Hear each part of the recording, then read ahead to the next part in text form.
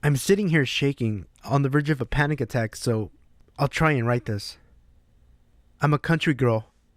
I come from a small town and moved up to the large capital city in Australia to attend university at the start of the year. Being a broke-ass student that isn't getting parental support, I'm renting through my university in what is known as subsidized accommodation. Long story short, it's old units from random housing trust blocks that the local housing trust has given the university. This means I'm living with some creepy people. The guy downstairs, I know for a fact is an ex-con because he told me. And the guy across the halls from me is dealing in some serious drug shit and has police and detectives knocking on his door at all hours. I've been at this unit for about 9 months and, other than being slightly scared of my neighbors, I've not had any problems. Until now. Another guy lived across the hall from me. It's a 2-story unit block with 3 units in the top. One for me, one for the druggie, and one for this other guy. This other guy, who I learned is called Josh, is a large ethnic man, who I'd say is in his mid to late 20s. English is not his first language. I've run into him a few times while leaving and entering my unit, and he introduced himself, so I, being the friendly and naive country kid I am, greeted him back. Other than a few short greetings I've had with this man, the only major time I've had contact with him was when we were both at a bus stop and he started chatting to me. He asked what I was doing and I said I was heading into the city to attend church. While not religious myself, I have a religious friend who had been begging me to attend church with her once. He said he wanted to come with me one day. I thought he was joking, so I laughed and said maybe one day. This was about 2 months ago now. I saw him a couple of days ago, and he asked me when I was going to take him to church. Feeling awkward, I said, I don't know, maybe one day, and bolted into my unit. I have been out all weekend, dog sitting for a university friend, and came home to find 2 notes pushed under my door. I've attached them. Good luck reading half of it because I had trouble as well. I don't know what to do. I'm fucking terrified right now. I called my friend, half laughing hysterically and half freaked out, and made her stay on the phone while I bolted down to the car, took out my small knife that I use for animal rescues, and ran back inside.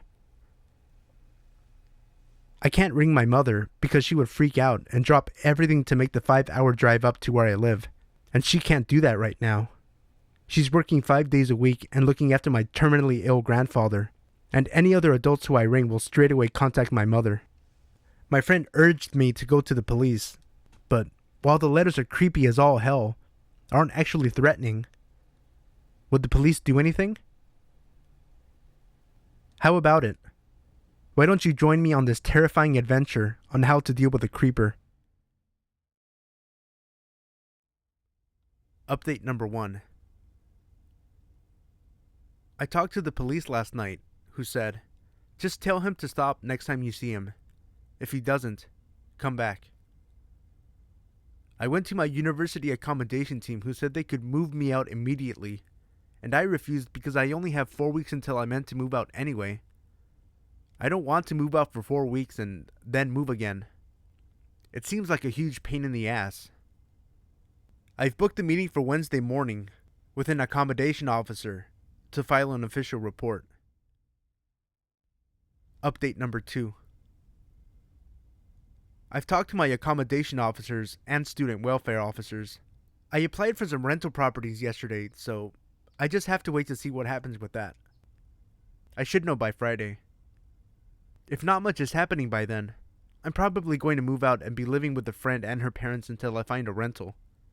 As for the creepy guy, I've avoided him like the plague, but now that I'm actually keeping an eye on things, it is becoming pretty apparent that he is involved in some drug stuff with our other neighbor, and he has a lot of friends coming and going at all sorts of odd hours the last few days.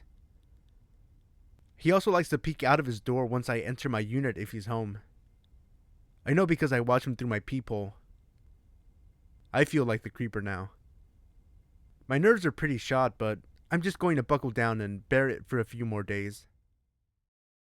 Update number 3. It's been a while since I updated. I moved out of that place a few days ago, and I'm back home living with my mother while searching for other rental places. She still doesn't know about the drama. None of my family does. Things did get a little worse before I left, but not to the point I was chased out. I got it stuck in my stubborn head that I wasn't going through the drama of moving out in the middle of exams. A day after my previous update, Josh had a large Caucasian man with tattoos up the side of his face exit his apartment and start hammering on my door. I nearly shit myself, not gonna lie. I crept up to the peephole, not making a sound, to see if he'd go away. He did eventually and wandered downstairs to bang on some other doors. I know one person answered the door for him, and I'm not sure what was being said. All I heard was the tattoo guy apologizing about something after a brief discussion, and then wandering upstairs to try my door again. Needless to say, I still did not answer, even though I was standing on the other side of the door, hiding from the view of the peephole. He eventually went back into Josh's apartment. I still don't know what he wanted, but it got worse a few hours later. All my nerves were shot by this point, and I was listening closely to what was going on in my neighbor's unit. At one stage, later that night, Josh, another friend, and that tattoo guy walked out of his unit. I heard them talking and overheard that Josh was going to walk his friend outside to say goodbye, and tattoo guy was going to stay inside. And inside, for him, meant sitting on the top of the stairs, right outside my door. By this time, I had crept up to the door, feeling like the stalker now, and noticed that the man was talking to himself. I pulled out my phone, that had very little memory left on it because I carry all my music on my phone, and recorded some of his talk. Here's the video.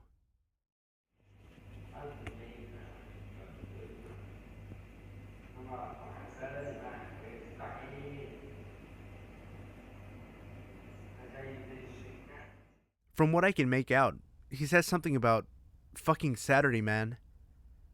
You're fucking idiot. That's how you do this shit, cunt. Keep in mind, he was completely by himself. There was no one else around. I wish I had had enough video to record what he continued to say to himself. He started talking about stabbing someone, muttering about how he was going to do it and whatnot, and in the same manner that he was talking with in the above video. I was pretty scared, and eventually Josh came back and they went back into his unit. I ended up curled up on the couch, clutching my knife and trying to not make a noise for the next few hours so they had no idea I was home. I talked to a friend a few days later who said I should have called the cops, which, thinking about it now, I should have. But I wasn't really thinking at the time. I did run into the creepy guy twice before I left, though. Once was coming down the stairs. I got near the front door and he was standing right there and said hello. I nearly pissed my pants. I spun around, without a word, walked out the back door, and jumped straight in my car, locking the doors. By the time I pulled around the front with my car, he was nowhere in sight. The other time, when I was talking to an old man that lives in the unit block behind me, I saw him walking down the street in our direction. I quickly excused myself and bolted up the stairs and into my unit. But anyway, I'm home now and safe. I hope I never have to go back to that damn unit block.